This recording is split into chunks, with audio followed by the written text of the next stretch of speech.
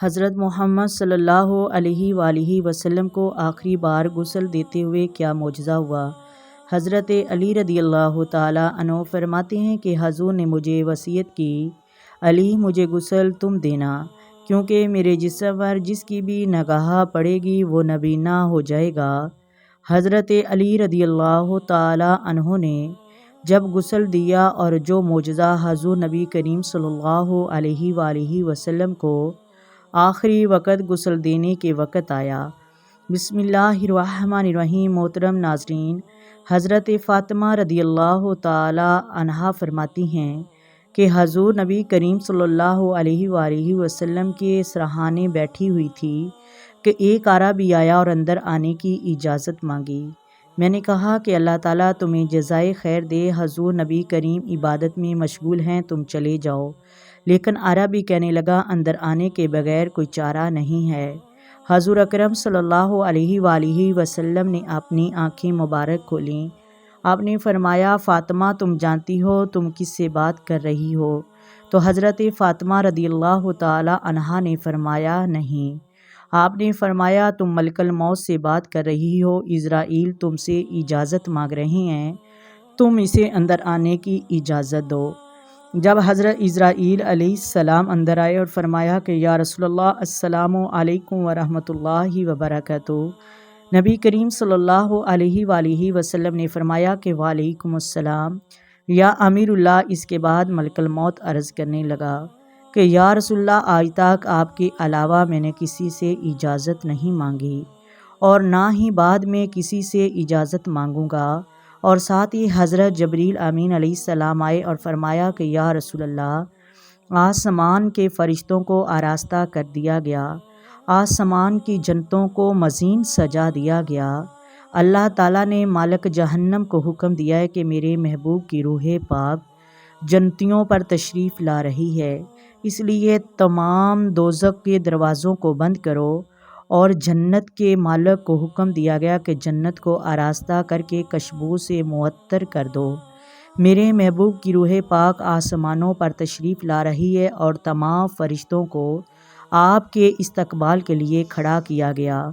مجھے اللہ تبارک و تعالیٰ نے حکم دیا کہ جاؤ نبی کریم کی بارگاہ میں یہ پیغام پہنچاؤ کہ جب تک آپ اور آپ کی امت جنت میں داخل نہیں ہوگی تب تک تمام انبیاء اور ان کی امتیں جنت میں نہیں جائیں گی، اور کل قیامت کے دن اللہ تبارک و تعالیٰ آپ کی امت پر اس قدر رحمت اور برکتیں عطا فرمائے گا کہ آپ راضی ہو جائیں گے۔ آپ نے حضرت عزرائیل علیہ السلام کو حکم دیا کہ مجھے اپنے رب کی ملاقات کا شوق ہے، تم وہ کام کرو جس کام کے لیے آئے ہو۔ اس وقت حضرت ملک الموت نے کہا کہ یا رسول اللہ، مجھے حکم دیا گیا تھا کہ جب آپ کہیں تب آپ کی روح کو قبض کیا جائے، جب آپ راضی ہوں۔ محترم ناظرین، جب ملک الموت نے آپ سے اجازت پائی، روح قبض کرنے لگے تو موت کی سختی کی وجہ سے آپ نے فرمایا کہ موت کی بڑی ہی سختی ہے، اور پھر آپ نے مٹی کے پیالے میں پانی بھروا کر رکھا اور اپنے منہ پر مٹی کے پیالے میں ہاتھ ڈال کر پانی ملتے۔ حضرت فاطمہ رضی اللہ تعالی عنہا نے کہا کہ یا رسول اللہ، آج آپ کو بڑی ہی تکلیف ہے۔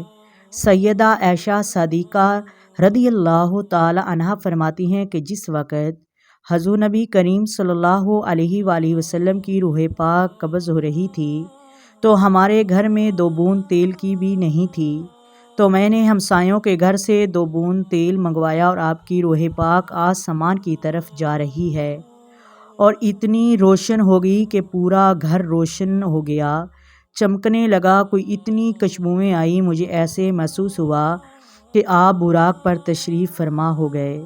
اس کے بعد حضرت علی رضی اللہ تعالی عنہ فرماتے ہیں کہ حضرت عزرائیل علیہ السلام حضور پاک کی روح قبض کر کے لے کے جا رہے تھے اور ساتھ ساتھ رو بھی رہے تھے اور فرما رہے تھے کہ یا محمد یا محمد۔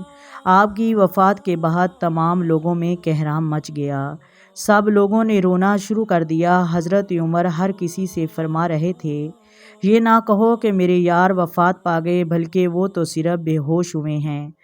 آپ کو حضور کی وفات پر یقین نہیں آ رہا تھا، پھر یہ مسئلہ قائم ہوا کہ حضور کو کس طرح غسل دیا جائے۔ تو محترم ناظرین، اس وقت حضرت علی رضی اللہ تعالی عنہ کو خواب آیا کہ حضور نے فرمایا، علی تم مجھے میرے پیراہن مبارک میں ہی غسل دو، کیونکہ جس شخص نے میرے سطر کو دیکھا وہ نبینا ہو جائے گا۔ حضرت علی رضی اللہ تعالی عنہ فرماتے ہیں کہ جب میں نے غسل دینے لگا، میں نے دیکھا کہ حضور کے جسم پر کہیں پر بھی میل نہیں، جسم چاند کی طرح صاف اور شفاف اور روشن ہے۔ اس کے بعد جب آپ کو دفن کر دیا گیا، ایک اعرابی آیا اور آپ کی قبر انور پر لیٹ گیا اور رونے لگا، کہنے لگا کہ یا رسول اللہ، آپ نے ہمیں دین سکھایا، ہم نے کوتاہیاں کی، اور رب تعالیٰ نے فرمایا کہ اے محمد، جب کوئی غلطی کر لے، جب کوئی گناہ کر لے، آپ کے دروازے پر آ جائے تو میں اسے بخش دوں گا، اگر توبہ کرے تو میں اس کی آپ کے وسیلے توبہ قبول کروں گا۔ محترم ناظرین، پھر قبر انور سے آواز آئی کہ اے اعرابی، تمہیں بخش دیا گیا، تمہیں بخش دیا گیا، اے اعرابی تمہیں بخش دیا گیا۔